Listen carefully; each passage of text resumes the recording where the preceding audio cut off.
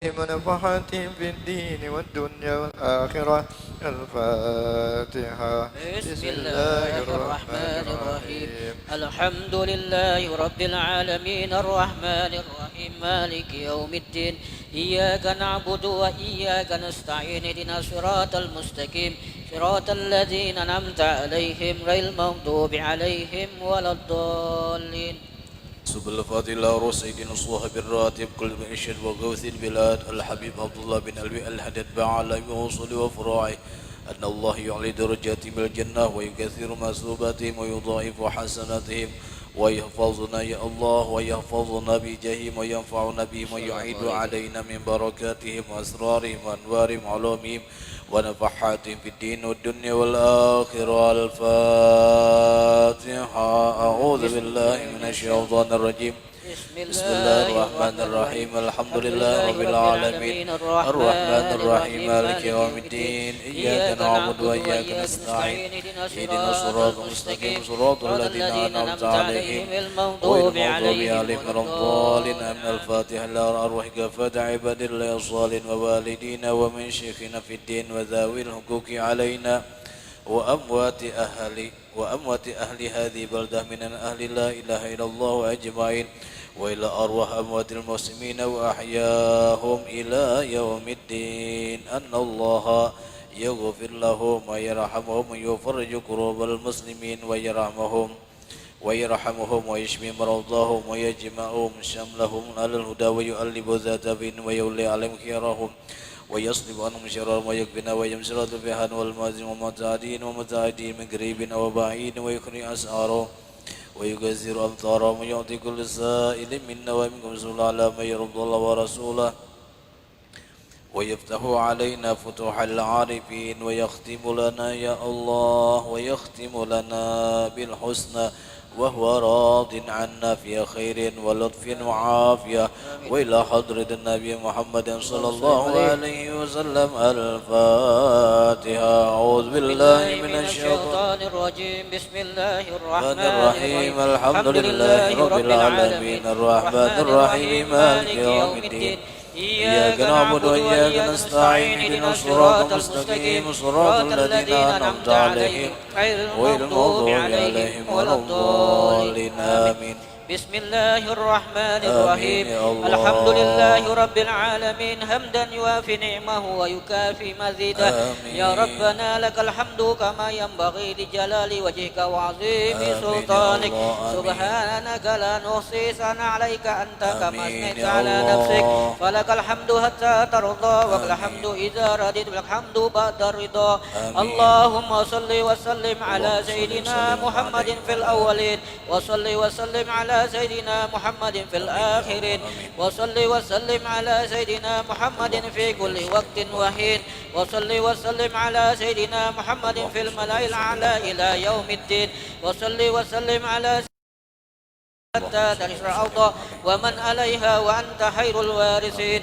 اللهم إنا نستحفظك ونستودعك أدياننا وأنفسنا وأموالنا وأهلنا وكل شيء أعطيتنا. اللهم اجعلنا وإياهم في كنافك وأمانك وإياذك ومن كل شيطان مريد وجبار عنيد وذي عين وذي بغض وذي حسد ومن شر كل ذي شر إنك على كل شيء قدير.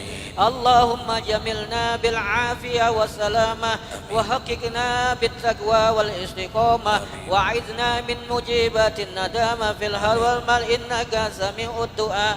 وصل اللهم بجلالك وجمالك على سيدنا محمد وعلى آله وصحبه أجمعين وارزقنا كمال المتابعة له ظاهرا وباطنا يا أرحم الراحمين بفضل سبحان ربك رب العزة عما يصفون وسلام على المرسلين والحمد لله رب العالمين. اللهم إنا نسألك رضاك والجنة ونعوذ بك من سخطك والنار. اللهم إنا نسألك رضاك والجنة ونعوذ بك من سخطك والنار. اللهم إنا نسألك رضاك والجنة ونعوذ بك من سخطك والنار. يا عالم سري من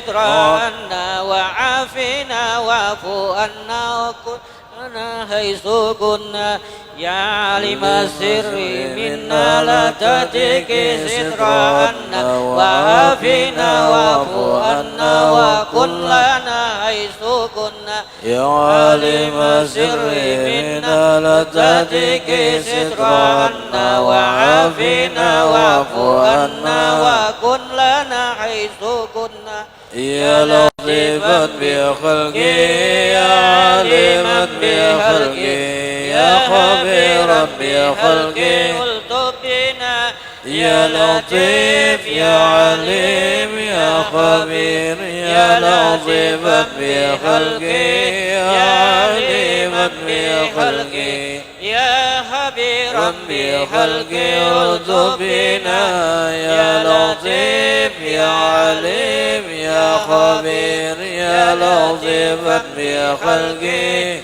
يا عليما بخلقه يا خبيرا بخلقه الطف بنا يا لطيف يا عليم يا خبير يا لطيفا لم يزل الطف بنا فيما نزل إنك لطيف لم تزل الطف بنا والمسلمين يا لطيفا لم يزل الطف بنا فيما نزل إنك لطيف لم تزل الطف بنا والمسلمين يا لطيفا لم يزل الطف بنا فيما نزل إنك لطيف لطيف لم تزل الطف بنا والمسلمين جزا الله سيدنا محمدا عنا خيرا جزا الله سيدنا محمدا عنا وأهله جزا الله سيدنا محمدا عنا خيرا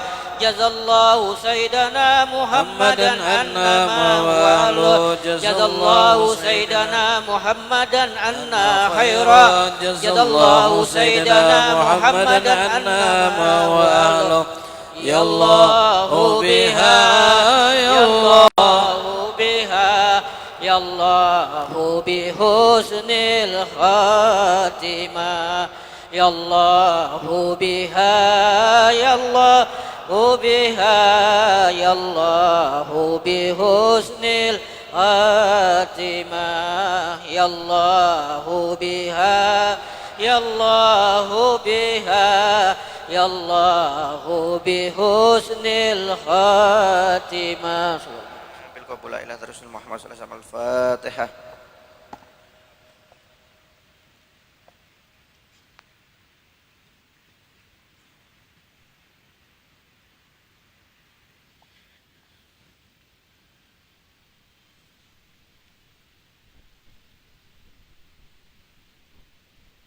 الفاتحة إلى رسول الله محمد بن عبد الله وأهل بيته وذريته وأصحابه وأزواجه ثم إلى أحمد مهاجر لو أحمد بن نساء سيدنا عميد إلى أحمد بن نساء صلى الله عليه الفقيه مقدم محمد بن علي بألي وأم الفقيه ثم إلى رسول الله قبل الإرشاد وفي البلاد والبلاد الحبيب عبد بن علي محمد الحداد سيد براتب وجمع ولدي وتلميذته ثم يا سي عبد الله بن أحمد بسودان ثم إلى سلطان علي قطب الرباني شيخ المداني سي عبد القادر الجيلاني ثم إلى رسول الله قبل القاث الحبيب أبو بكر بن سقاف أبو جعفر بن شيخنا سقاف أبو إدريس بن سام الجفري سيد الجنيدي ثم سلطان علي أبي شيخ بن أحمد بافقي بن محمد بافقي أبي عبد القادر بن أحمد سقاف أبي علي بن جعفر الإدريس أبي سقاف بن أبو بكر سقاف والشريفة خديجة بن عبد السقاف ثم سيدي والد أبي عبد الرحمن بن سالم الجفري ثم الشيخ أبي شيخ بن أحمد المسوى أبي عبد الرحمن محمد الإدريس أبي سيد محمد الإدريس أبي أحمد بن حسين الجفري أنهم وهاير الجنة يكثر مسوباتهم ويضاعف حسناتهم ويفادنا بجنة فنبهم ويعيد علينا من بركاتهم وأسرارهم وأنوارهم والمعروفات في الدين والدنيا والآخرة أن وادخل نيتنا في نيتهم وما لنا في أعمالهم قصدنا وأن الله يفتح علينا وعليكم فتوى العارفين ويفقهنا في الدين وأن الله يسهل أمورنا ببركاتهم وأن الله يقضي حوائجنا ببركاتهم وأن الله يطول أعمارنا ببركاتهم وأن الله يختم أعمارنا بالحسن الخاتمة ببركاتهم بسر النبي وعلى النبي سر الفاتحة. أعوذ بالله من الشيطان الرجيم. بسم الله الرحمن الرحيم. مالك يوم الدين إياك نعبد وإياك نستعين اهدنا الصراط المستقيم صراط الذين أنعمت عليهم غير المغضوب عليهم ولا الضالين آمين. بسم Bismillahirrahmanirrahim. Alhamdulillahirabbil alamin wassalatu wassalam ala asyrafil anbiya wal mursalin sayyidina wa habibina wa syafi'ina wa qurratu a'yunina wa maulana Muhammad tibbil qulub wa dawaiha wa afiyatil abdan wa shifaiha wa nuril absar wa dhiyaha wa qutil arwa wa qidaiha wa alaihi wa sahbihi. Subhanaka la ilma lana illa ma 'allamtana innaka antal alimul hakim. Rabbi syrah li sadri wa yassir li amri wa hlul 'uqdatam min lisani yafqahu qawli, amma ba'd. Bismillahirrahmanirrahim. Wa qala musannif rahimahullah ta'ala anhu wa a'lamu rahimakumullah anna lin nikah fadlan wa fawaidun wa manafi'un dunyawiyah wa ukhrawiyah wa qad warada at-tarhib fihi kitaban wa sunnatan wa qala ta'ala fa'ankihu ma taba lakum minan nisa masna wa thulatha wa ruba wa qala ta'ala wa ankihul ayyama minkum wassolihina min ibadikum wa imaikum iyakunu fuqara yughnihumullahu min fadlih wallahu wasi'un alim.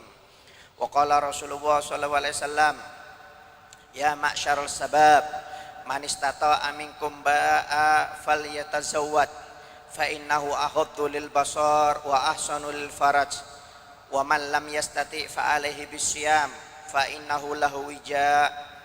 Wa qala alaihi salatu wassalam man arada ayyal qawwahu tahiran mutatahiran falyatazawwaj al harair. Wa qala Rasulullah wa qala alaihi salatu wassalam arba'un min sunanil mursalin al haya wa tatattur wa ta'attur wasiwak wan nikah. Wa qala alaihi salatu wassalam tanakahu takatsuru fa inni mukatsirun bikumul umama yaumal qiyamah. Wa qala alaihi salatu wassalam idza tazawwajal abdu faqad istakmala nisfu dinih falyatakillah fil nisfil baqi. Wa qala Ibnu Abbas radhiyallahu anhuma la yamna'u minan nikah illa ajzun au fujurun.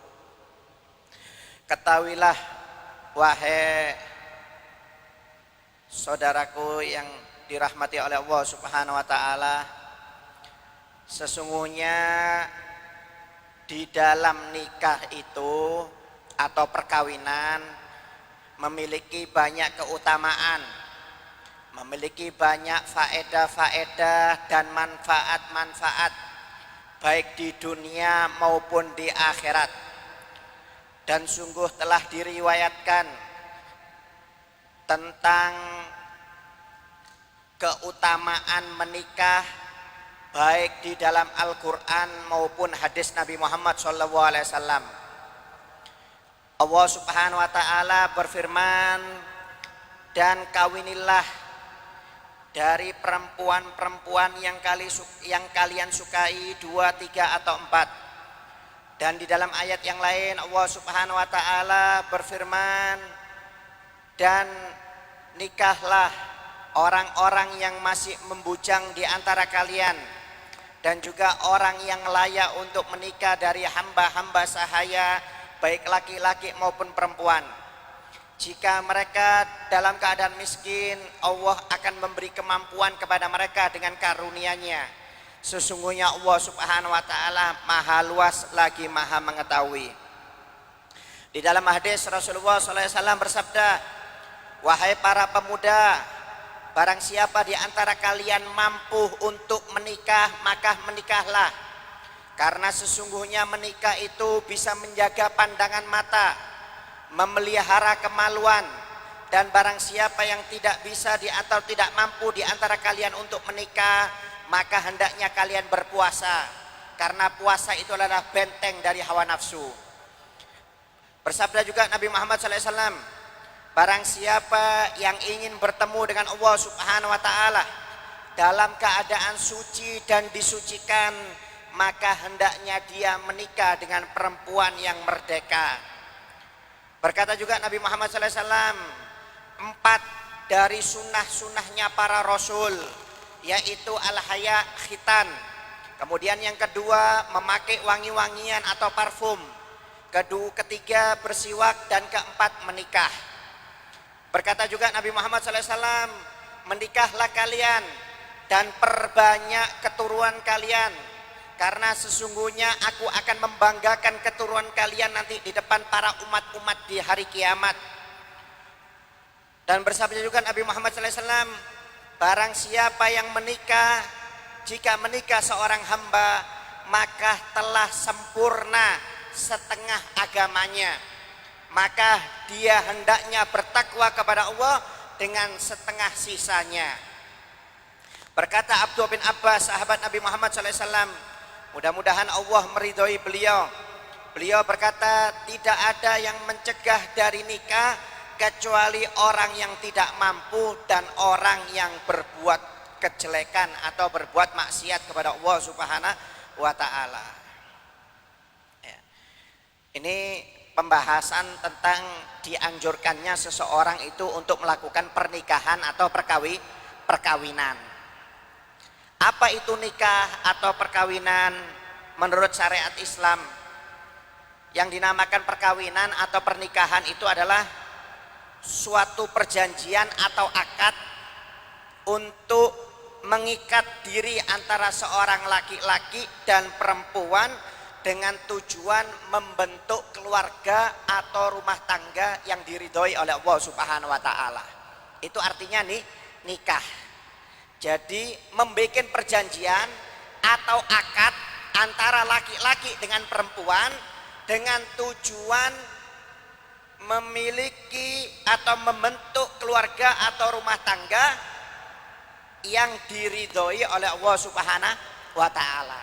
Nah, ini namanya nikah. Ya. Jadi nikah tujuan utama itu adalah mengharapkan ridhonya Allah Subhanahu wa ta'ala. Ini tujuan nikah yang betul. Ya, nikah jangan karena lihat perempuan itu cantik langsung nafsu langsung dinikahi. Lihat perempuan itu kaya langsung pingin dinikahi, bukan karena Allah ta'ala.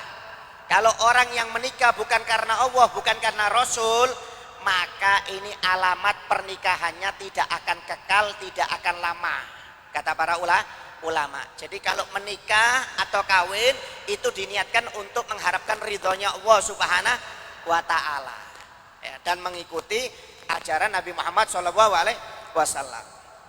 Ya. Dan banyak sekali anjuran-anjuran menikah di dalam Al-Quran dan hadis, dan memiliki manfaat dan keutamaan yang luar biasa baik di dunia maupun di akhirat. Bahkan di dalam Al-Quran Allah juga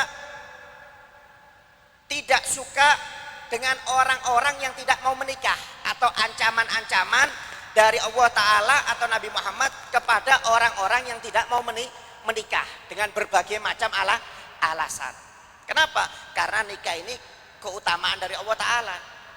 Hikmahnya banyak, manfaatnya banyak, faedahnya banyak. Yang pertama, ya, keutamaan atau hikmah dari nikah, yang pertama adalah perintah dari Allah Subhanahu wa ta'ala. Nikah atau kawin ini adalah perintah dari Allah Subhanahu wa ta'ala. Ya, Allah Subhanahu wa ta'ala berfirman tadi di ayat yang di atas, wa ankihul ayyama minkum wassolihina min ibadikum wa imaikum, dan hendaknya nikahlah. Ya, di sini adalah kata kerja perintah, fi'il amr. Kalau dalam bahasa Arab fi'il amr, fi'il amr itu kerja perintah. Nikahlah, perintah dari Allah. Orang-orang yang sendiri. Ya, jadi kalau orang sendiri nggak boleh disuruh nikah oleh Allah Subhanahu wa ta'ala. Ya. Bahkan di dalam ayat yang lain, ya, Allah Subhanahu wa ta'ala berfirman, wa ankihu ma taba lakum minan nisa masna wa thulatha wa ruba. Ya, kata Allah Subhanahu wa ta'ala dalam ayat yang lain, dan nikahlah kalian para lelaki dengan perempuan-perempuan yang kalian sukai, 2, 3 atau 4. Ya. 2, 3 atau 4. Fa in khiftum alla ta'dilu fawahidatun. Jika kamu takut tidak bisa adil, maka cukup 1, kata Allah Subhanahu wa ta'ala. Ya, jangan langsung diamalkan, ini disuruh 3, 4 ini. Ya, nggak boleh 1. Ini ayat turun karena kebiasaan orang dulu itu, Pak, kawinnya banyak, 20, 30, 40, 50. Ya, nggak bisa dikontrol. Orang-orang dulu sebelum Nabi itu nggak bisa dikontrol. Kalau kawin itu semau-maunya. Ya. Bukan Allah memerintahkan langsung 2, 3, 4 kawinnya, bukan. Karena orang dulu itu kalau kawin banyak. Raja Romawi itu ratusan, Pak. Ya, raja dari Cina itu 1000 selirnya istrinya. Ya, orang Arab dulu gitu banyak, 20, 30, 40. Akhirnya turun ayat dari Allah untuk mengekang mereka supaya tidak banyak menikah. Karena takutnya tidak dihiraukan akhirnya. Atau terberangkali, tidak bisa adil. Akhirnya dikekang oleh Allah 2, 3, 4. Itu baru boleh. Ya. Tapi kalau nggak mampu maka cukup 1. Ya. Jadi ada tambahannya, jangan dibaca. Oh itu kan di rumah pada kemudian bisa nasta wasulah sama kata Allah nikahlah kalian dengan perempuan yang kalian sukai dua nikah. Ini perintah. Ya. Bukan dibaca itu, lanjutannya juga dibaca wa in khiftum alla ta'dilu fawahidatan. Fawahidatan. Jika kamu tidak mampu, takut tidak bisa adil, maka kata Allah cukup 1. Ya, 1 aja bikin mumet kadang-kadang. Ya, apalagi 2. Ya, apalagi 3. Orang-orang tertentu aja, Pak, yang bisa, Pak. Ya. Kalau kita belum ada ilmu, belum ada mental, lebih baik 1. Ya, jangan coba-coba. Bahkan dalam hadis Nabi Muhammad SAW, ya, Rasulullah SAW bersabda, ya ma'syar sabab, man istata'a minkum ba'a falyatazawwad. Wahai para pemuda, bukan orang tua loh, Pak. Wahai para kakek-kakek, para bapak-bapak, bukan, para pemuda. Dianjurkan mulai muda, mulai masa muda. Wahai para pemuda, barang siapa di antara kalian yang mampu untuk kawin, maka kawinlah, kata Nabi Muhammad SAW. Perintah dari Nabi Muhammad, falyatazawwad, maka kawinlah, nikahlah, kata Nabi. Perintah dari Nabi bagi para pemuda yang mampu. Kalau masih belum mampu, maka puasa. Karena puasa itu bisa membentengi dari hawa nafsu. Kenapa? Karena kalau orang masih muda ini, Pak, nafsunya tinggi, maaf. Ya, kalau orang sudah tua kan ya kirim salam lah. Ya, kalau masih muda ini, wah, ngelihat aja kata orang sudah bangun. Ya, cuma ngelihat, maaf bahasanya. Ya, nafsunya nggak bisa dikontrol kadang-kadang. Makanya takut daripada berbuat aneh-aneh, daripada berbuat zina, maka dianjurkan para pemuda itu untuk menikah. Nabi Muhammad umurnya 25 menikah. Sayyidina Ali bin Abi Thalib umurnya 21 menikahnya. Dan ada sebagian sahabat yang umur 18, ada yang 17, ada yang 19. Intinya mereka nikah muda-muda. Cuma kalau zaman dulu, Pak, para pemudanya itu punya kapasitas ilmu dan tanggung jawab. Maaf, gak seperti pemuda zaman sekarang, walaupun tidak semuanya. Kalau zaman pemuda zaman sekarang ini kadang-kadang tanggung jawabnya gak ada. Kadang-kadang jangankan yang muda, yang tua gak tanggung jawab. Jangankan yang muda, yang tua kadang-kadang gak tanggung jawab. Gak maaf, gak mau cari nafkah. Kadang-kadang diam, santai kerjaannya, gak ngurus istrinya, gak ngurus anaknya. Waliyadzubillah min dzalik. Makanya kalau zaman sekarang kadang-kadang pemerintah memberi ukuran untuk laki-laki sekian, perempuan sekian zaman sekarang. Karena apa? Karena zaman sekarang ini nggak seperti zaman dulu. Zaman dulu itu perempuan masih muda, umur 16, 15, siap dinikahi. Kenapa? Sudah dewasa, mereka sudah mandiri. Kalau zaman sekarang jangan ke 15, 12, 25 aja kayak anak kecil kadang-kadang. Yang 30 kayak anak-anak. Ya, nggak sama, makanya sekarang dibatasi. Ya, kalau orang dulu, wah, nikahnya muda-muda, Pak, luar biasa. Karena perkembangan zaman semakin dekat dengan hari kiamat semakin jelek, akhirnya banyak maaf orang pun menikah kadang-kadang waktunya usianya sudah tua. Tapi kalau muda, tanggung jawab, yang penting siap, bismillah, izinkan untuk menikah. Karena itu perintah dari Nabi Muhammad SAW. Kemudian hikmah dari menikah yang kedua atau manfaatnya adalah mengikuti sunnah Nabi Muhammad SAW. Kalau yang pertama perintah dari Allah dan Nabi Muhammad, dan yang kedua adalah mengikuti sunnah Nabi Muhammad SAW. Ya, mengikuti sunnah. Kata Nabi Muhammad, sunnahnya para rasul itu ada 4, yaitu al-haya, khitan. Ya, sunat atau khitan. Yang kedua make wangi-wangian. Yang ketiga bersiwak, dan yang keempat menikah. Ini sunnahnya para rasul. Jadi kalau ada orang nggak mau menikah, berarti tidak mau menjalankan sunnah rasul. Ya. Yang penting nikah. Ya.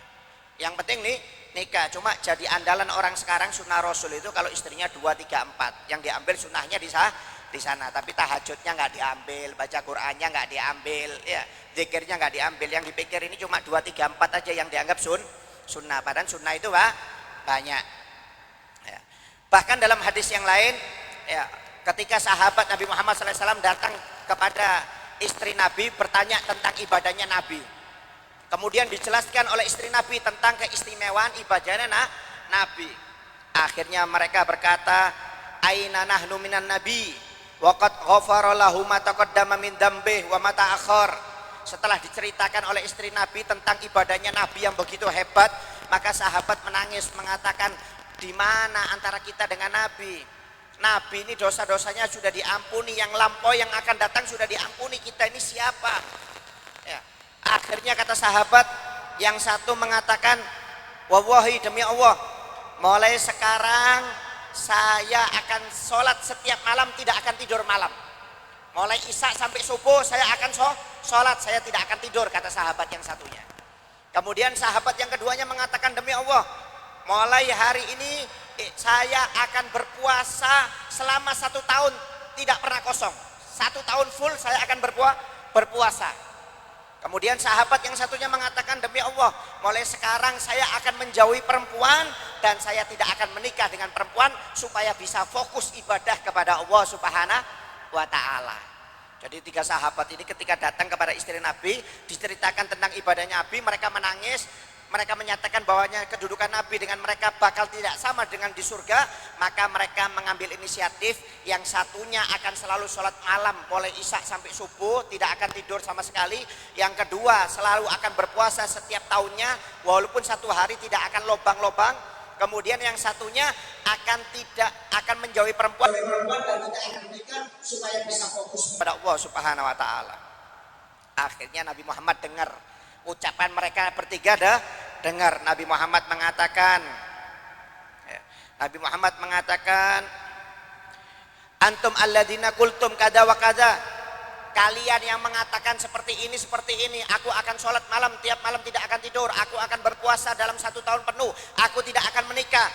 Maka amma wallahi, maka ketahuilah demi Allah, sesungguhnya anakku ini la akhsyakum wa atqakum lah. Inni akhsyakum lillah wa atqakum lah. Ketahuilah bahwasanya aku ini orang yang paling takut kepada Allah dan aku orang yang paling bertakwa kepada Allah Ta'ala di antara kalian, kata Nabi Muhammad SAW. Demi Allah ketahuilah, aku yang paling bertakwa di antara kalian. Tapi kata Nabi Muhammad, walakin asumu wa uftir, aku tetap berpuasa dan berbuka, kata Nabi Muhammad. Maksudnya sehari puasa sehari enggak, sehari puasa sehari enggak, atau Senin Kemis, kata Nabi. Wa usolli wa arqud, aku juga sholat, aku juga tidur, juga istirahat, kata Nabi Muhammad SAW. Wa atazawwaju nisa, dan aku juga menikahi perempuan, kata Nabi Muhammad SAW. Ini siapa? Aku dengan kalian dengan aku ini orang yang paling bertakwa dan paling takut, kata Nabi. Tapi aku tetap masih istirahat, aku masih berbuka, dan aku masih menikah, kata Nabi.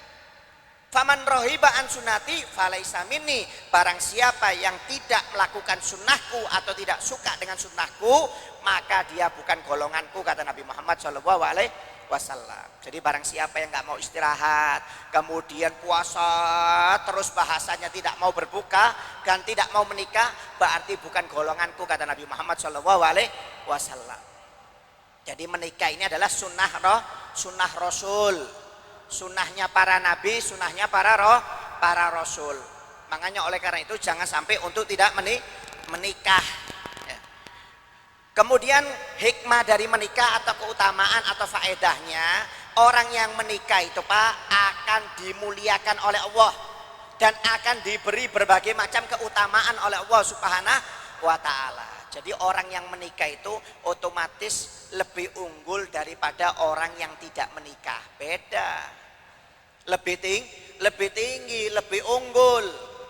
Ya, kata Nabi Muhammad SAW, barang siapa yang ingin bertemu dengan Allah Ta'ala dalam keadaan suci dan disucikan, maka hendaknya dia menikah. Maka orang yang pernah menikah atau menikah nanti di hari kiamat itu bertemu dengan Allah dalam keadaan suci dan disucikan, kata Nabi Muhammad SAW. Orang istimewa ini. Orang yang suci dan disucikan. Orang yang layak untuk bertemu dengan Allah Ta'ala. Kalau orang nggak suci Pak atau tidak bisa disucikan, nggak bisa bertemu dengan Allah Ta'ala. Orang-orang yang suci saja yang disucikan yang bisa bertemu dengan Allah Ta'ala. Jadi orang hikmah menikah yang ketiga yaitu orang itu akan diberi kemuliaan dan keistimewaan. Yang keistimewaan diantaranya adalah bisa bertemu dengan Allah Subhanahu wa Ta'ala. Kemudian yang kedua, orang tersebut maka dianggap sebagai orang yang paling baik, kata Nabi Muhammad SAW. Ya, kata Nabi Muhammad SAW, syirarukum uzzabukum wa aradhilu mautakum uzzabukum. Kata Nabi Muhammad SAW, seburuk-buruknya kalian atau sejelek-jeleknya kalian adalah orang-orang yang jomblo, nggak mau menikah, kata Nabi Muhammad. Hati-hati yang jomblo-jomblo ini, yang nggak mau menikah ini orang jelek, bukan orang bagus, kata Nabi. Bukan orang bagus. Ya. Kemudian kata Nabi Muhammad selanjutnya, dan sehina-hinanya orang yang mati di antara kalian adalah orang yang mati atau meninggal dalam keadaan jomblo, tidak menikah. Sudah hidupnya jelek, matinya jelek lagi. Ya. Oleh karena itu hati-hati, jangan sampai jomblo, nggak mau menikah, nggak boleh. Orang yang menikah itu bagus, matinya juga bagus, juga mulia. Ya, menikah bagus, meninggalnya pun mulia, kata Nabi Muhammad SAW. Ya, oleh karena itu nggak boleh kita jomblo ini, nggak boleh Pak. Ya nggak boleh, harus menikah, harus kawin. Karena manfaatnya luar biasa. Bahkan kata Nabi Muhammad, at-tazwij barokah. Menikah itu bisa menimbulkan barokahnya Allah Subhanahu wa Ta'ala. Orang yang menikah itu Pak lebih barokah daripada orang yang tidak menikah.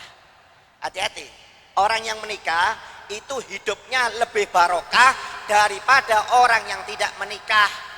Makanya kalau orang jomblo cuma mikiri kerjaan, mikiri pelajarannya, kuliahnya, nggak mau menikah, itu orang jelek. Orang yang nggak barokah, kata Nabi Muhammad SAW. Padahal sudah waktunya kawin, sudah waktunya menikah, mikiri jabatan, mikiri hartanya belum cukup segala macam. Waliyadzubillah min dzalik, nggak ada barokahnya. Ya, makanya menikah itu barokah, menimbulkan barokah. Kalau orang nggak menikah nggak ada barokahnya, kata Nabi Muhammad SAW. Ya, oleh karena itu banyak keutamaan kemuliaan orang yang menikah. Ya, dianggap orang yang paling baik oleh Nabi, meninggalnya pun baik, kemudian dapat barokah dari Allah Subhanahu wa Ta'ala dan layak untuk bertemu dengan Allah Subhanahu wa Ta'ala kalau orang itu menikah atau kawin. Dan yang keempat, manfaat dari menikah ya, adalah mendatangkan rezeki. Kata Allah Ta'ala, iyakun fuqara yughnihumullah min fadlih. Jika kalian miskin, maka kata Allah yang akan mengayakan dengan pernikahan dan kawin. Dengan karunia-Nya Allah Ta'ala. Nggak usah bingung Pak. Yang penting orang nikah itu tanggung jawab. Bukan harus nunggu kaya, harus nunggu mapan. Bukan. Yang penting tanggung jawab. Kalau tanggung jawab bismillah, mengharapkan ridhonya Allah, mengharapkan sunnah Nabi Muhammad, dijamin rezekinya lancar. Gak usah khawatir, Allah sudah jamin. Ini Al-Quran yang mengatakan Pak. Gak usah takut, kata Allah Ta'ala, in yakul fuqara yunikumullah. Jika kalian miskin, maka Allah akan mengayakan kalian dengan menikah, kata Allah Subhanahu wa Ta'ala.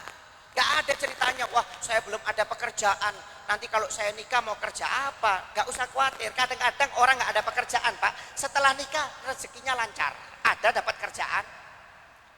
Saya dulu maaf sebelum menikah gak ada kerjaan, tapi setelah menikah ada dapat pekerjaan, rezeki dari Allah Subhanahu wa Ta'ala. Punya anak nggak usah bingung, ada rezekinya. Punya anak 2 tambah banyak rezekinya. Punya anak 3 tambah banyak. Punya anak 4 tambah banyak. Jangan khawatir, nggak usah takut. Allah yang sudah jamin kalau orang berkeluarga itu.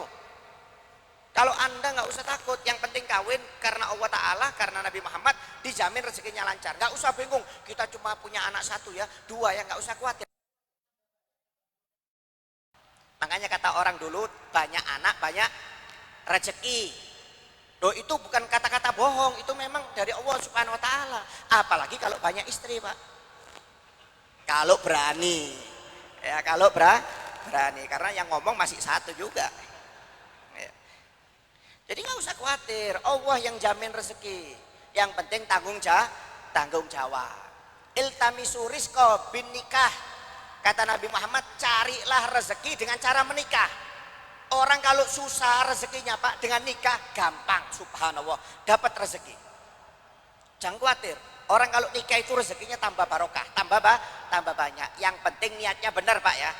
Jangan nikah karena hawa nafsu. Jangan nikah karena dia cantik nafsu langsung pingin dilamar. Dia kaya langsung pingin baru kenalan lewat chatting langsung dilamar. Jangan, karena Allah Ta'ala. Kalau niatnya benar, dia nggak punya, dijamin rezekinya bakal naik. Kata Nabi Muhammad SAW.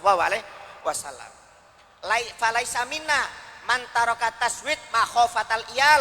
Kata Nabi Muhammad, bukan golonganku orang-orang yang tidak mau menikah karena takut nggak punya uang. Kata Nabi Muhammad SAW. Hati-hati, diancam oleh Nabi Muhammad. Wah, saya nggak mau menikah, nanti biaya istri berapa, make upnya berapa, nanti punya anak, susu, pempes. Bukan golongan Nabi Muhammad SAW. Orang yang meninggalkan nikah, meninggalkan kawin karena terlalu banyak pikiran. Kita ini Pak nggak usah mikir uang masa depan, yang ngatur itu Allah Ta'ala. Allah yang ngatur rezeki kita itu Allah Ta'ala. Nggak usah Anda pikirkan pempersnya anak Anda, susunya anak Anda, makannya anak Anda, nggak usah Anda pikir. Allah yang ngatur. Allah yang ngatur. Loh, kita aja waktu bayi Pak nggak bisa kerja, nggak bisa apa-apa, nggak bisa jalan. Allah yang ngatur rezeki kita lewat orang tua kita kok. Kok kita mau bingung-bingung ngatur istri anak kita rezekinya? Nggak usah diatur, Allah semuanya yang mengatur. Artinya apa? Kalau orang itu nggak punya uang, hidupnya susah, maka disuruh menikah oleh Nabi Muhammad SAW supaya rezekinya barokah, supaya rezekinya melimpah.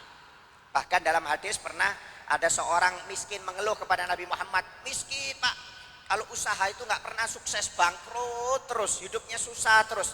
Dia datang kepada Nabi Muhammad, ya Rasulullah, aku ini miskin, apa resepnya supaya aku bisa kaya ya Rasulullah? Kawin, kata Nabi Muhammad, nikah kamu.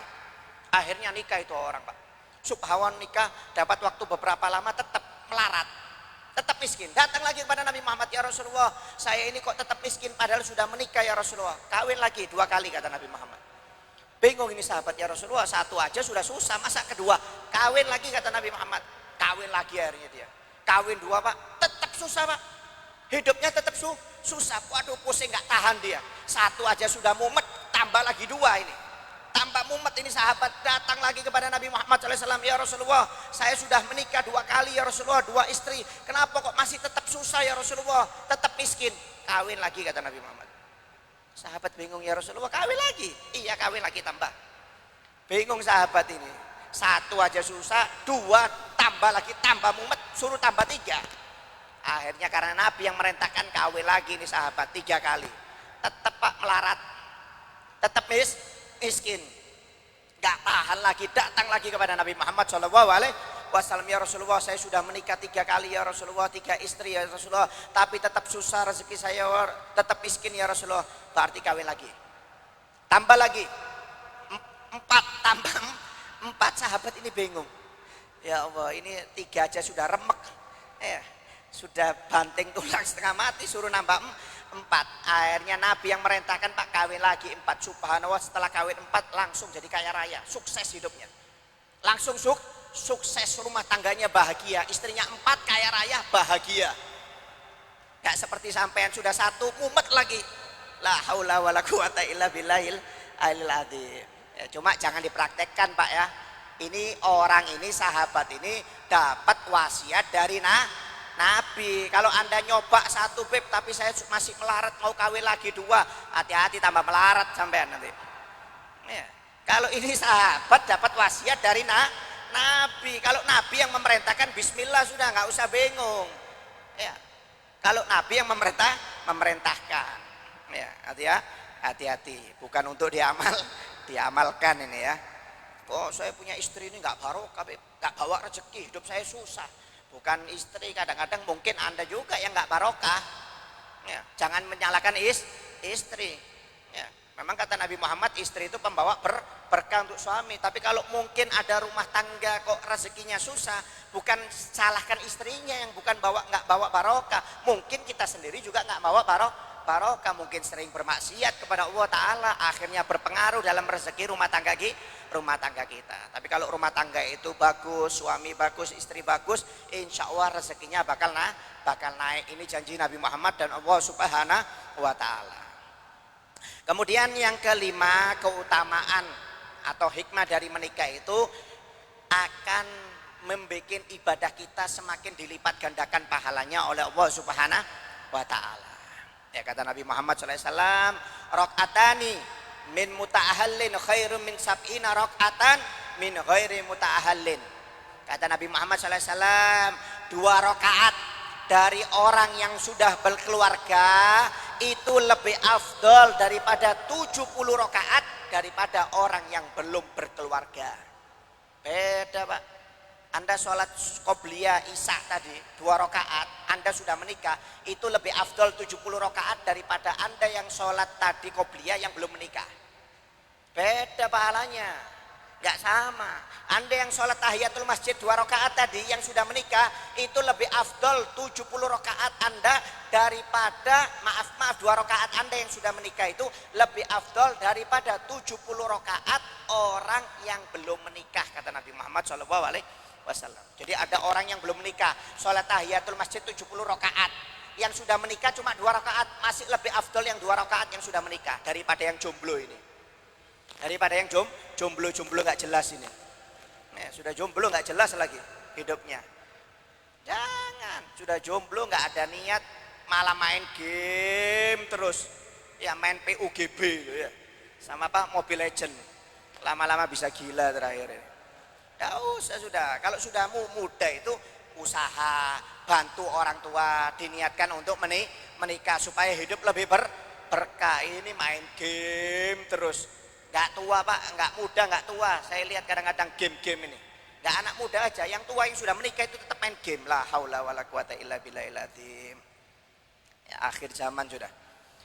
Ya. Kemudian kata Nabi Muhammad SAW, ya, keuntungan orang yang menikah adalah ibadahnya akan dilipat gandakan, diantaranya yaitu Nabi Muhammad SAW bersabda, main-main yang bermanfaat yang berpahala itu ada 3, kata Nabi Muhammad. Main-main yang bermanfaat yang mendatangkan pahala maksudnya ada 3.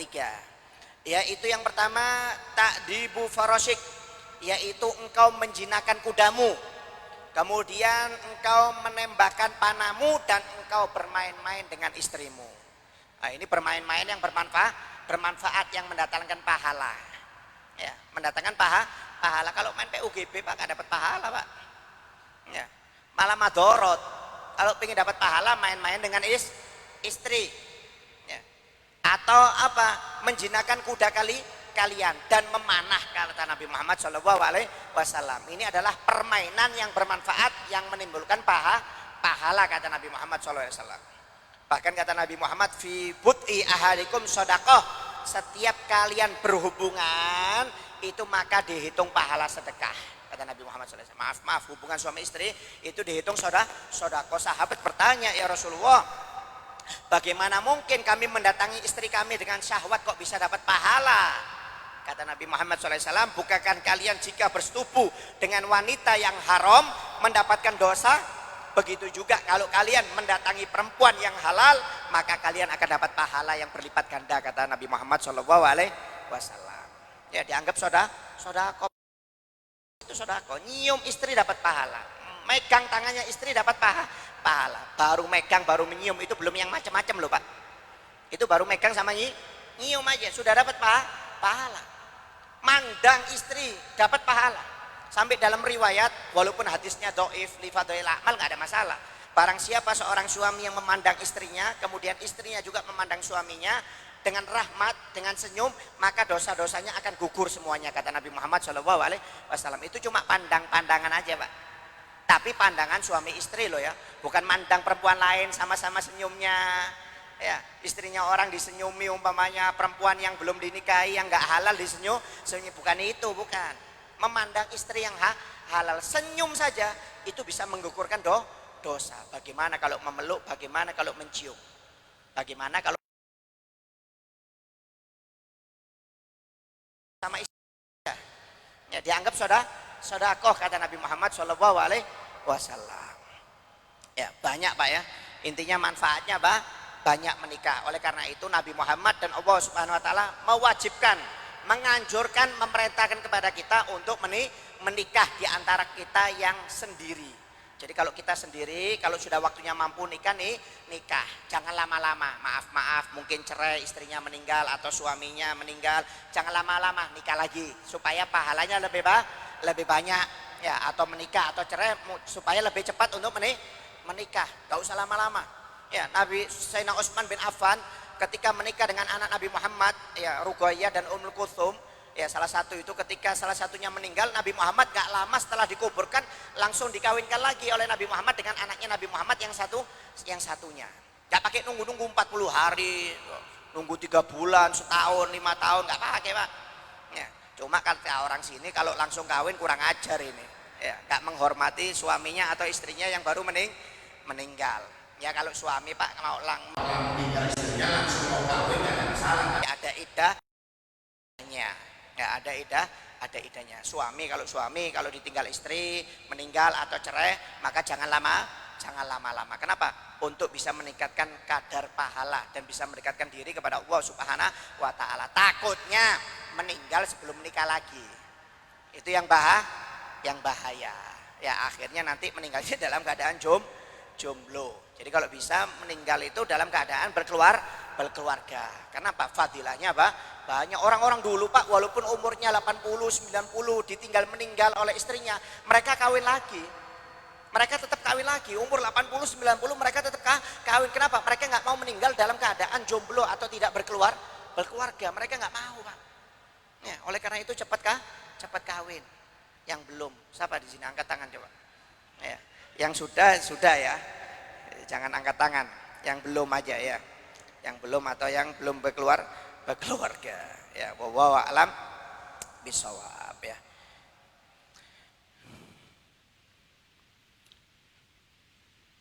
Bismillahirrahmanirrahim. Wa qala musannif rahimahu ta'ala anhu arkanis shalah. Sekarang masuk dalam pembahasan masalah rukun-rukunnya sholat. Rukun-rukun sholat yang pertama adalah niat. Kemarin sudah dibagi, rukun sholat itu ada 4 macam ya, yaitu rukun perkataan, rukun pekerjaan atau perbuatan, kemudian rukun hati dan rukun maknawi ya. Sekarang dibahas satu persatu, yaitu rukun sholat yang pertama. Rukun sholat yang pertama yaitu niat. Kapan niat itu? Atau di mana tempatnya niat? Niat itu tempatnya di dalam hati. Jadi jangan salah, niat itu tempatnya di dalam hati. Wa talafut biha sunnah, dan melafatkan niat itu hukumnya sunnah. Anda mengatakan dengan lidah Anda, dengan lisan Anda, usolli fardhu maghribi salasa rakaatin mustaqbilal kiblati ada lillahi ta'ala atau makmuman lillahi ta'ala, itu hukumnya sunnah. Wajibnya kapan? Wajibnya tempatnya di dalam hati. Kapan waktunya? Yaitu di atna takbiratul ihram, di tengah-tengah takbiratul ihram. Jadi Pak, caranya itu yang betul. Ya, Anda ketika sebelum takbiratul ihram Anda kan niat sholli fardhu maghribi salasa rakaatin mustaqbilal kiblati ada lillahi ta'ala atau makmuman lillahi ta'ala, itu sunnah ya. Tapi ketika takbir mengucapkan Allah, mulai lafaz Allah, sebelum lafaz akbar selesai, itu Anda harus niat sholat di dalam hati. Kalau Anda tidak niat ketika takbiratul ihram, maka sholatnya tidak sah. Paham ini ya? Jadi mengucapkan sebelum takbiratul ihram dengan lisan itu hukumnya sunnah. Tapi ketika mengangkat tangan Allah, itu Anda harus niat di dalam hati. Sebelum lafaz akbar selesai, niatnya selesai. Jadi kalau ada orang ketika takbiratul ihram tidak niat dalam hati, dia lupa, maka batal sholatnya, wajib diulang. Wajib diulang. Jadi jangan salah, niatnya di dalam hati. Ya, di dalam hati. Bagaimana caranya? Dilihat dulu. Kalau niatnya sholat fardu, maka dia wajib mengucapkan 3 kalimat, yaitu ghuslul fi'li, ta'yin wal fardiyah. Jadi kalau Anda sholat fardu Pak, cukup 3, niatnya 3 kalimat itu sudah sah. Walaupun bahasa Indonesia, nggak perlu bahasa Arab, bahasa Indonesia nggak apa-apa. Karena niat di dalam hati. 3 kalimat, yaitu pertama niat ghuslul fi'li sholat, usolli, saya niat sholat. Ta'yin, dijelaskan sholatnya sholat fardu apa. Sholat isya, maghrib, subuh, duhur, asar, itu dijelaskan. Kemudian yang ketiga fardiyah, sholat fardu. Jadi 3 kalimat, niatnya itu cukup 3 kalimat. Saya niat sholat fardu maghrib, saya niat sholat fardu isya, saya niat sholat fardu subuh. Kalau berjamaah ditambah makmuman, kalau bagi yang makmum. Kalau yang imam, imaman. Nah, kalau berjamaah berarti 4 kalimat usolli fardhu duhri makmuman, usolli fardhu duhri makmuman, usolli fardhu isai makmuman. Ini 4 kalimat. Boleh dengan bahasa Arab, boleh juga dengan bahasa Indonesia. Kalau niatnya di dalam hati. Ya. Jadi umpamanya kalau ada orang sebelum salat, sebelum takbiratul ihram, usolli fardhu maghribi salasa rakaat mustaqbilal qiblati adaan makmuman lillahi ta'ala, Allahu akbar. Ketika takbirnya nggak niat, batal salatnya, wajib diulang. Tapi kalau ada orang nggak niat lewat mulut, nggak pakai mengucapkan usolli fardhu maghribi salasa rakaat, tapi ketika takbiratul ihram dia niat Allah, niat dalam hati, saya niat salat fardu maghrib berjamaah, saya niat salat fardu isya berjamaah, akbar, sah hukumnya. Ya, tapi niatnya jangan diucapkan loh Pak ya. Mengucapkannya itu dengan lafaz Allahu Akbar. Niatnya di dalam hati. Jadi lafaz Allahu Akbar itu dibarengkan dengan niat di dalam hati. Boleh dengan bahasa Indonesia, boleh juga dengan bahasa Arab. Yang penting 3 kalimat kalau sholat sendiri. Kalau berjamaah 4 kalimat. Usolli fardhu isya'i, usolli fardhu maghribi, usolli fardhu subhi. Kalau berjamaah ditambah makmuman, usolli fardhu maghribi makmuman, usolli fardhu maghribi makmuman, usolli fardhu asri makmuman. Nah, itu wajib 4 kalimat kalau dia berjamaah. Atau dengan bahasa Indonesia, saya niat sholat fardu maghrib, saya niat sholat fardu isya, saya niat sholat subuh fardu berjamaah. Nah, itu wajib 4 kalimat itu wajib diucapkan. Yang penting 3 atau 4 ucapan ini wajib Anda ucapkan. Kalau sendiri maka cukup 3. Usolli fardhu maghribi, saya niat sholat fardu maghrib, saya niat sholat fardu isya, saya niat sholat fardu subuh. Itu harus diniatkan dalam hati. Ya, ini menurut Imam Syafi'i. Ya, hati-hati ya. Jadi jangan salah nih. Niatnya ketika takbiratul ihram. Paham ini ya? Ya. Insyaallah paham. Yang penting diamalkan aja. Ya, diamalkan enggak Arab. Ya, bahasa Indonesia enggak apa-apa. Kan enggak usah panjang-panjang seperti di depan usolli fardhu maghribi salasa rakaat mustaqbilal qiblati ada lillahi ta'ala. Bingung nanti Anda. Itu cukup di depan saja. Kalau ketika takbiratul ihram jangan banyak-banyak, cukup 3 kata itu aja, 3 kalimat tersebut. Biar enggak bingung, biar fokus pikiran kita untuk takbir dan niat. Kalau kepanjangan mustaqbilal kiblati adaan lillahi ta'ala kepanjangan. Lagian mustaqbilal kiblati itu sunnah. Yang wajib itu aja usolli fardhu maghribi. Ya itu yang wajib. Kalau mustaqbilal kiblati adaan itu pun juga sunnah diucapkan. Jadi nggak perlu nggak apa-apa. Tapi ketika niatnya di takbiratul ihram itu cukup 3 kalimat. Tapi kalau berjamaah 4 kalimat. Ya. Sholat sunnah juga sama ya. Sholat sunnah juga niatnya di dalam hati. Saya Allah ketika takbir Allah saya niat sholat sunnah duha. Saya niat sholat sunnah tahiyatul masjid. Saya niat sholat sunnah qobliyah isya. Nah itu harus dikeluarkan dari dalam hatinya. Tapi nggak usah diucapkan. Ucapannya cukup takbiratul ihram. Ya. Kemudian yang kedua yaitu rukun sholat yang kedua yaitu mengucapkan takbiratul ihram. Mengangkat kedua tangan itu hukumnya sunnah. Mengucapkan Allahu Akbar hukumnya wajib. Jadi jangan dibalik. Ya, lafaz Allahu Akbarnya itu harus jelas dan harus dengan bahasa Arab. Tidak boleh dengan bahasa Indonesia. Kalau niat dalam hati nggak apa-apa bahasa Indonesia. Tapi kalau takbiratul ihram ganti bosan bahasa Arab. Allah Maha Besar. Batal sholatnya. Nggak boleh. Harus dengan bahasa Arab. Ya, harus dengan lafaz Allahu dan Akbar. Allah dan Akbar. Allahu Akbar itu harus jelas. Ya.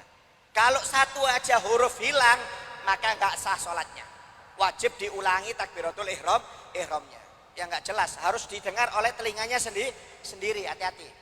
Allah batal sholatnya. Ya. Akbar nggak jelas, nggak jelas, batal sholatnya, wajib diulang. Harus jelas Allahu Akbar, harus jelas, nggak boleh geremeng atau nggak didengar oleh telinganya, nggak boleh. Ya wajib ya, Anda lafadzkan dan didengar oleh telinga. Mengangkat tangan ketika takbiratul ihram hukumnya sunnah. Melafadzkan lafadz Allahu Akbar dengan bahasa Arab dan didengar dengan telinganya sendiri hukumnya wajib, tidak boleh tidak. Ya. Syaratnya harus didengar oleh telinganya sendiri semua hurufnya. Kemudian dalam keadaan berdiri harus dengan bahasa Arab, harus dengan tertib. Dengan tertib, tidak boleh dibalik. Akbar Allah. Ya, biasanya Allahu Akbar ini diganti model baru. Akbar Allah, nggak boleh, nggak sah. Ya, nggak sah. Nah, kemudian hati-hati, tidak boleh ditasdid, ya, ditasdid baknya, ditasdid itu didobel. Akbar itu kan maaf, akbar itu kan baknya kan nggak ada tasdidnya pak. Ya, ini saking difase-fasekan Allahu Akbar. Ya, seakan-akan baknya ini ada tasdidnya. Ini ada ini orang sholat kefasean tapi ngawur.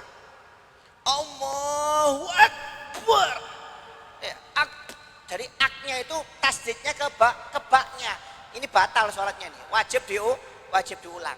Nggak boleh tidak ini. Ya, harus lafadznya itu baknya jangan sampai ditasdid. Subhanallah diatur oleh Imam Syafi'i. Kenapa? Karena ada orang yang seperti itu pak. Maaf. Seakan-akan fase, cuma ngawur. Fasenya ini ngawur. Ya sampai salah semuanya. Yang bak cuma akbar. Ya seakan-akan fase. Padahal salah semuanya. Waliyadzubillah min dzalik. Kemudian mualah. Terus menerus tidak boleh ada jedah. Allahu Akbar. Gak boleh. Gak sah. Harus langsung. Tidak boleh ada jeda. Allahu Akbar. Ya, harus langsung. Berhenti seakan-akan mengucapkan kalimat tasbih walaupun satu kali tidak boleh. Harus mualah. Harus terus menerus bacaannya. Allahu Akbar. Gak sah. Tidak sah. Harus langsung Allahu Akbar. Ya, langsung disambung. Mualah ini hukumnya wajib. Ya. Dan lain-lainnya banyak sebenarnya. Cuma itu intinya aja. Kemudian diganti juga dengan lafadz yang lainnya juga nggak boleh.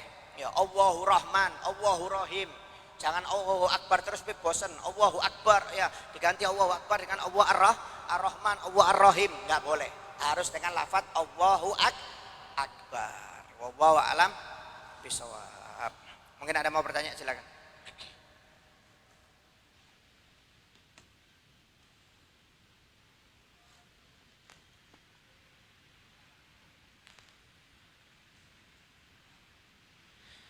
Assalamualaikum warahmatullahi wabarakatuh. Bib, saya mau nanya mengenai pernikahan tadi, Bib. Nah, afdolnya itu waktu ijab qabul itu lafaz pakai Arab atau pakai Indonesia? Afdolnya juga itu di masjid atau di rumah, Bib? Sudah itu aja. Assalamualaikum warahmatullahi wabarakatuh. Waalaikumsalam warahmatullahi wabarakatuh. Ya kalau Anda mau tanya afdol-afdolnya ya sesuai kemampuan Anda sebenarnya. Takutnya nanti pakai bahasa Arab mencang-menceng, nanti bisa-bisa diulangi 10 kali terakhir. Ya, kalau memang nggak bisa dengan bahasa Arab pakai bahasa Indonesia juga nggak ada masalah. Sebenarnya yang paling gampang itu dengan bahasa Arab daripada bahasa Indonesia. Bahasa Indonesia itu terlalu panjang, Pak. Ya, bahasa Indonesia itu terlalu panjang. Kalau bahasa Arab itu enggak enak. Qabiltu nikaha wa taswijaha bil mahril madkur. Selesai sudah. Ya. Kalau bahasa Indonesia kan enggak, saya terima nikahnya siapa? Fulana binti fulan. Ya, dengan mas kawin sekian dibayar tunai. Itu kan kadang-kadang agak lebih panjang. Kalau bahasa Arab memang lebih pendek, lebih ringkas. Jadi sebenarnya kalau Anda mau tanya afdolnya ya terserah Anda sebenarnya. Ya, terserah kemampuan Anda. Kalau lebih bahasa Arab memang lebih afdol. Ya tentu lebih afdol juga bukan afdol yang wajib bahasanya. Kalau bahasa Indonesia nggak ada masalah, sesuai kebiasaan juga boleh. Kemudian kalau tanya mana yang lebih afdol, ya biasanya memang lebih, kalau dalam hadis-hadis lebih afdol di masjid. Nikah itu lebih afdol di masjid, lebih afdol. Bukan berarti di rumah nggak boleh loh ya. Di rumah juga boleh. Cuma kalau di masjid juga hati-hati. Kadang-kadang campur laki perempuan, akhirnya jadi haram. Haram nikah itu, Pak. Jangan dibiasakan laki kumpul dengan perempuan di dalam satu tempat. Mestinya perempuan itu di tempat lain, laki di tempat lain. Ini kadang-kadang kumpul. Nanti yang mau nikah, terus kemudian walinya, kemudian petugas AU-nya dikelilingi perempuan kadang-kadang. Ya, ini cara yang salah sebenarnya. Kalau perempuan itu nggak usah ikut nikahan. Perempuan itu di tempat boleh ikut nikahan, tapi tempatnya terpisah. Yang khusus akad nikah ini khusus laki-laki. Biasanya nanti perempuannya setelah dinikahkan baru perempuannya keluar untuk tantangan. Ini nggak kadang-kadang disandingkan. Ini kadang-kadang ada cara-cara yang keliru. Disandingkan, belum sah kok disandingkan. Nanti kalau sudah sah, sudah ijab qabul baru disandingkan seperti itu. Orang belum ijab qabul disandingkan kadang-kadang. Ini caranya keliru. Jadi kadang-kadang ya kalau ditanya mana afdolnya di masjid, cuma kalau caranya keliru lebih baik di rumah aja sudah. Ya daripada di masjid nimbulkan dosa, bahaya, lebih baik di rumah. Apalagi zaman sekarang, Pak, waliyadzubillah min dzalik, jangankan nikah, resepsi kemanten di masjid, Islamic Center. Nggak di Surabaya, nggak di Samarinda, di bawahnya caki perempuan campur, di bawahnya masjid, Pak. Bayangkan, pakai lagu dangdutan kadang-kadang. Ada yang buka auratnya, nggak pakai kerudung kadang-kadang di dalam satu masjid. Waliyadzubillah min dzalik. Saya bingung, takmirnya itu belajar di mana? Kok masjid dibuat acara rusak seperti itu? Kalau mau rusak di gedung sana, Pak, maaf. Jangan di masjid, akhirnya nimbulkan dosa. Ini pemasukan masjid, pemasukan haram ini namanya. Ya. Ini menimbulkan laki dan perempuan yang bukan mahram berkumpul dalam satu tempat dan kadang-kadang terbuka auratnya. Waliyadzubillah min dzalik. Hati-hati. Jadi kalau Anda mau tanya afdolnya di masjid apa di rumah, memang di masjid. Cuma kalau caranya salah, lebih baik di rumah lah. Jangan di masjid, dosanya double nanti. Bahaya. Ya. Apalagi sekarang masjid bukan tempat nikah, Pak, tempat resepsi. Ada lagu dangdutnya loh. Saya sholat di Islamic Center itu seperti itu. Saya bingung, ini dang dung. Mau sholat duhur ini bingung, ini suara apa ini? Saya tanya suara apa ini? Suara kawinan Beb di bawah. Di bawah ada kawinan. La haula wala quwata illa billah. Saya lihat orang-orang yang datang kadang-kadang auratnya terbuka, nggak pakai kerudung di masjid, Pak. Dibuat joget-jogetan, kadang-kadang rumahnya Allah dibuat maksiat. Wal iyadzubillah mendalik. Ini tanggung jawab takmirnya itu, hati-hati itu. Ya, bahaya itu. Masjid kok dibuat maksiat, tempat maksiat kepada Allah Subhanahu wa taala. Oleh karena itu hati-hati. Jangan sampai menimbulkan sesuatu yang diharapkan oleh Allah Subhanahu wa taala. Mungkin ada lainnya? Ada lainnya? Oke.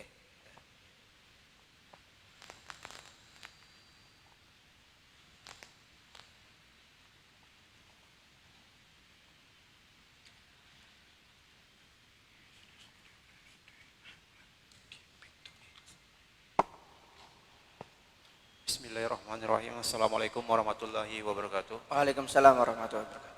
Yang ingin kami tanyakan, Bib, berkenaan dengan sedekah. Apabila ada orang tua kita yang diberi sedekah, lalu orang tua tersebut memiliki anak yang dimana anak tersebut memiliki pekerjaan dan bisa dikatakan mampu, lalu si anak itu karena tinggal dengan orang tua tersebut, Diulangi lagi ya Pak tadi. apabila ada orang tua, Bib, ibu ataupun nenek yang diberi sedekah, entah itu zakat berupa beras ataupun uang, lalu dia memiliki anak, anaknya ini memiliki pekerjaan dan bisa dikatakan mampu. Lalu karena anak ini tinggal dengan orang tuanya, apakah ketika seperti beras yang dimasak orang tuanya tersebut, ketika anaknya itu ikut makan, apakah itu boleh atau bagaimana, Bib? Yang pertama, Bib. Yang kedua yang ingin kami tanyakan, dulu ketika kami awal menikah sekitar 16-17 tahun yang lalu, Bib, orang tua pernah berpesan, jangan pernah berhubungan di malam lebaran. Yang ingin kami tanyakan, apakah itu ada larangan memang dari aturan di agama, apakah hanya sugesti aja, Bib? Mungkin itu saja. Assalamualaikum warahmatullahi wabarakatuh. Waalaikumsalam warahmatullahi wabarakatuh. Ya, bagaimana kalau orang tua kita dapat sedekah atau zakat? Itu berarti sudah menjadi hak miliknya. Hak milik orang tua kita. Kemudian orang tua kita membelikan beras, kemudian kita ikut makan. Dilihat kalau memang maaf orang tua ngizinkan kita, nggak apa-apa, kita ikut makan. Ya, ikut makan, nggak ada permasalahan, boleh-boleh aja. Jadi kalau orang tua kita dapat uang dari orang lain, itu sudah menjadi hak miliknya dia. Kemudian mau diserahkan kepada siapapun, mau diserahkan umpamanya dia dapat uang zakat, kemudian diberikan kepada cucunya sebagai hadiah, umpamanya dibelikan makanan, mainan, boleh, itu nggak ada masalah. Karena sudah haknya dia, yang penting dia berhak menerima. Cuma kalau anaknya mampu, ya nggak etis ngambil harta orang tua, walaupun orang tuanya ngizini. Ya, sebenarnya orang tua itu tanggung jawab anak laki-laki sebenarnya. Jadi jangan membebankan hidup kita kepada orang tua. Mestinya orang tua kita itu yang ikut kita. Jadi jangan dibalik. Ya, ini bahasanya sudah mampu, masih ngambil uangnya orang tua yang tidak mampu, nggak etis, nggak pantas. Akhirnya takutnya nggak barokah nanti hidupnya. Nanti mungkin kalau dia berbuat seperti itu kepada orang tuanya, maka suatu saat anaknya pun akan berbuat sama. Jadi lebih baik jangan. Kalau bisa orang tuanya nggak usah beli beras, kita yang belikan beras kalau kita mampu. Ya, hati-hati ya. Oleh karena itu jangan pernah maaf membebani orang tua kita dengan kehidupan kita. Kadang-kadang orang tua kita ini kasihan lihat kita tetap disayang walaupun kita nggak berbuat baik. Namanya orang tua bakal berbuat baik dengan anak, cuma nggak etis. Kalau kita menerima itu tidak pantas. Mestinya kita yang membantu orang tua kita. Kalau orang tua kita dapat uang cukup mungkin dibuat tabungan atau untuk menyenangkan dirinya sendiri. Jangan kita ikut ngambil grogoti bahasanya. Oh, orang tua saya dapat BLT. Wah, yuk Bu, minta Bu, ayo kita makan-makan. Ini orang tuanya baru dapat bantuan umpamanya sodako, langsung diminta oleh anaknya. Ini waliyadzubillah mindalik. Walaupun anaknya nggak mampu Pak, nggak pantas minta kepada orang tuanya seperti itu, tidak pantas. Mestinya anak itu bertanggung jawab atas kehidupan orang tuanya. Kalau dia bekerja, hati-hati. Kalau anak sering maaf selalu minta terus kepada orang tuanya, maka suatu saat anaknya pun akan minta-minta terus kepada dirinya. Hati-hati. Tapi kalau kita selalu memberi kepada orang tua kita, menyenangkan orang tua kita, maka anak kita akan selalu memberi kepada kita dan menyenangkan kita. Ya, bahasanya sebenarnya nggak ada masalah, cuma lebih baik jangan, anaknya yang tahu diri lah, yang etis, bahasanya seperti itu. Yang lainnya, yang kedua tadi apa tadi? Oh, masalah berhubungan tidak ada larangan ya. Berhubungan di malam lebaran itu tidak ada larangan, nggak ada masalah, boleh-boleh ya, boleh-boleh aja. Yang nggak boleh itu di siang hari bulan Ramadan, ya mulai subuh sampai maghrib, nah itu nggak boleh. Kalau malam kemudian selain bulan Ramadan di hari lebaran pun nggak ada permasalahan, nggak ada masalah, boleh-boleh aja. Ya, jadi tidak ada larangan dari Nabi Muhammad SAW untuk berhubungan di malam lebaran. Ya. Kan dianjurkan untuk memperbanyak ibadah, itu kan termasuk ibadah juga. Ya. Terakhir,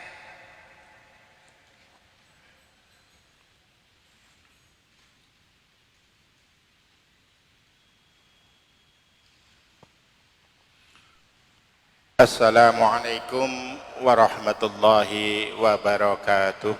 Waalaikumsalam warahmatullahi wabarakatuh. Allahumma salli ala Muhammad. Allahumma barik wa ala alihi. Beb, yang saya tanyakan masalah perkawinan. Bagaimana kalau ada orang nikah dan mana ceweknya itu ghairul muslim, tapi ceweknya ini sanggup masuk Islam. Setelah pernikahan kembali ke agamanya lagi, tapi ini terus sampai punya anak 2. Nah, bagaimana status perkawinannya ini? Apakah tetap sah menurut agama? Demikian. Assalamualaikum warahmatullahi wabarakatuh. Waalaikumsalam warahmatullahi wabarakatuh. Ya, yang pertama-tama kalau bisa menikah itu dengan seseorang seiman, itu wajib syarat syariat. Ya, ditakutkannya seperti ini. Nanti Anda menikah dengan orang yang tidak seagama atau seiman, kemudian gara-gara nikah siap masuk agama Islam umpamanya. Siapnya itu kadang-kadang gara-gara nikah. Kebanyakan saya lihat, jangan ketawa ya yang di luar ya. Ya, nikahnya gara-gara apa, pindah agamanya itu gara-gara mau menikah. Ya, gara-gara mau menikah. Itu kebanyakan saya lihat itu nikahnya itu maaf nggak lama, Pak. Nanti kalau terjadi percekcokan pasti pindah ke agama lamanya. Jadi maaf kalau bisa menikah itu dengan orang yang satu iman, atau dia muslim sudah lama, bukan karena mau menikah dengan Anda baru pindah agama, itu nggak apa-apa, nggak ada masalah. Jadi muslimnya sudah lama, mu'alafnya sudah lama, kemudian baru mau menikah dengan Anda. Jangan menikah dengan orang yang aslinya non muslim kemudian gara-gara mau menikah berubah agama. Ini nggak awet ini biasanya ini. Karena bukan karena Allah Ta'ala. Ini nikahnya, ini berubahnya karena ingin menikah, bukan karena Allah Ta'ala.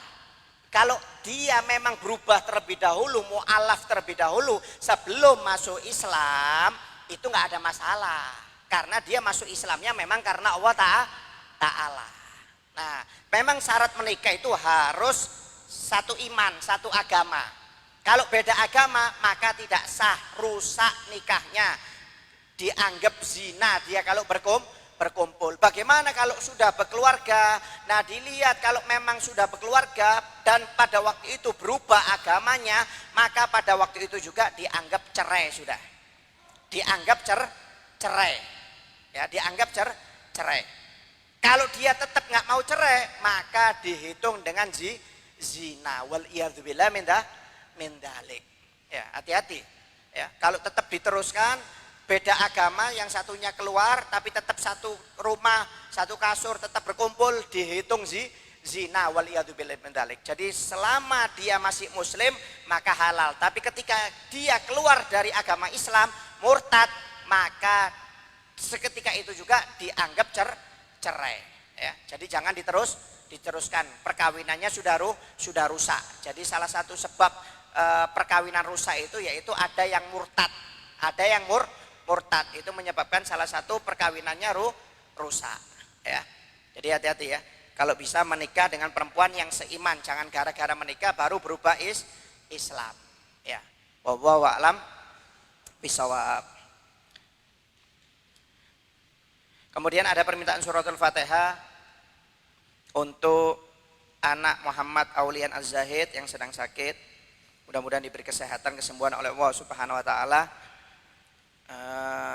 Dan juga untuk Bapak Ahmadi Bintuni yang sedang sakit, mudah-mudahan juga diberi kesehatan zahir maupun batin, kesembuhan oleh Allah Subhanahu wa taala. Dan juga untuk Syarifah Emma binti Abdul Al-Jufri dan juga Syarifah Nabilah binti Taufik Al-Jufri yang sedang sakit, mudah-mudahan dikasih kesembuhan, kesehatan zahir maupun batin oleh Allah Subhanahu wa taala. Dan mungkin jika ada orang tua kita, ya guru-guru kita, keluarga kita, saudara kita, kawan kita, tetangga kita, anak kita yang sedang sakit atau kita yang sedang sakit, mudah-mudahan juga dikasih kesehatan zahir maupun batin oleh Allah Subhanahu wa taala, dikasih kesembuhan. Allahumma ishfi anta syafi wa afi antal muafi la shifaan illa shifauk, shifaan la yursakum man wa alaman bi sirrin nabi wa ala nabi sirril Fatihah. A'udzubillahi minasyaitonir rajim. Bismillahirrahmanirrahim. Syuratal ladzina an'amta 'alaihim ghairil maghdubi 'alaihim waladdallin. Amin. Kemudian ada permintaan suratul Fatihah untuk almarhum Kaseng bin Talo dan juga untuk almarhum Bapak Sanawi, Bapak Riyadi, Bapak Wanto, kemudian Ibu Manggar, Ibu Sarkani dan Ibu Satuna. Mudah-mudahan almarhum dan almarhumah diangkat derajatnya oleh Allah Subhanahu wa taala, kuburannya dijadikan kebun-kebunan surga oleh Allah Subhanahu wa taala, diterima amal ibadahnya, dimaafkan kesalahannya dan mendapatkan syafaat Nabi Muhammad sallallahu alaihi wasallam bisirri nabi wa ali nabi sirril Fatihah. A'udzubillahi minasyaitonir rajim. Bismillahirrahmanirrahim. Alhamdulillahirabbil maliki yaumiddin. Iyyaka na'budu wa iyyaka nasta'in. Ihdinas siratal mustaqim. Siratal ladzina an'amta 'alaihim ghairil maghdubi 'alaihim waladdallin. Amin. La ilaha illallah al-mawjud fi kulli zaman.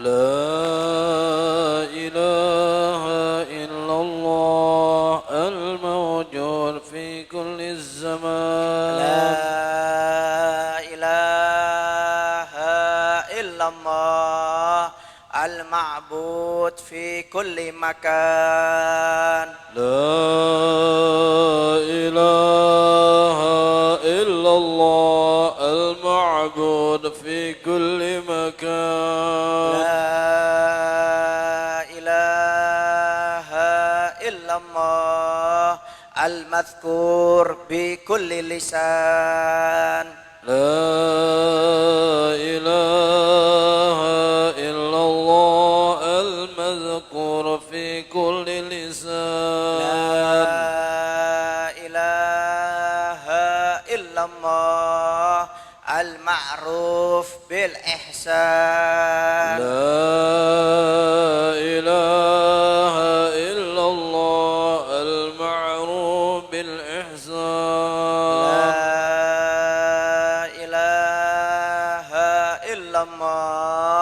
Kulla yawmin huwa fi syan. La ilaha illallah kulla yawmin huwa fi syan. La ilaha illallah al-aman al-aman min zawalil iman. La ilaha illallah al-aman al-aman min zawalil iman. Wa min fitnatis syaitan. Wa min fitnatis syaitan. Ya qadimal ihsan. Ya qadimal ihsan. Kam laka alaina min ihsan. Kam laka alaina bil ihsan. Ihsanukal qadim. Ihsanukal qadim. Ya Hannan ya Mannan. Ya Hannan ya Mannan. Ya Rahimu ya Rahman. Ya Rahimu ya Rahman. Ya Ghafuru ya Ghaffar. Ya Ghafuru ya Ghaffar. Ighfir lana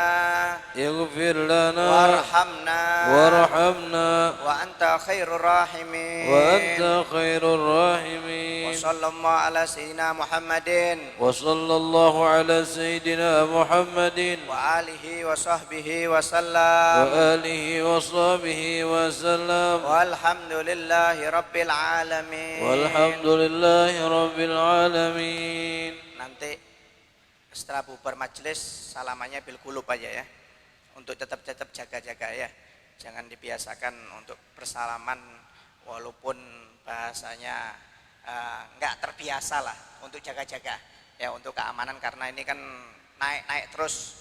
Jadi mudah-mudahan kita semuanya dijaga oleh Allah Subhanahu wa taala, dan juga untuk menerapkan social distancing ya. Mudah-mudahan kita selamat dunia akhirat. Amin ya rabbal alamin.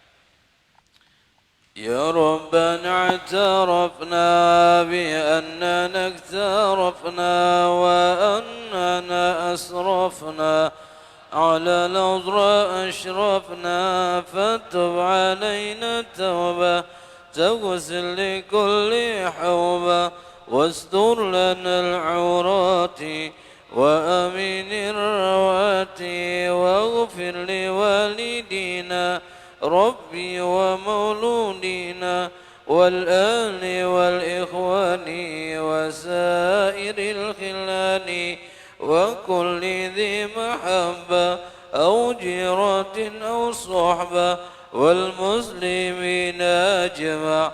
أمين الرب اسمع فضلا وجود منا لا باكتساب منا بالمصطفى الرسول نحظى بكل سنة صلى وسلم ربي وآله وصحبه عدد تأسيس بي، والحمد لله في بدء والتناهي. تقبل الله منكم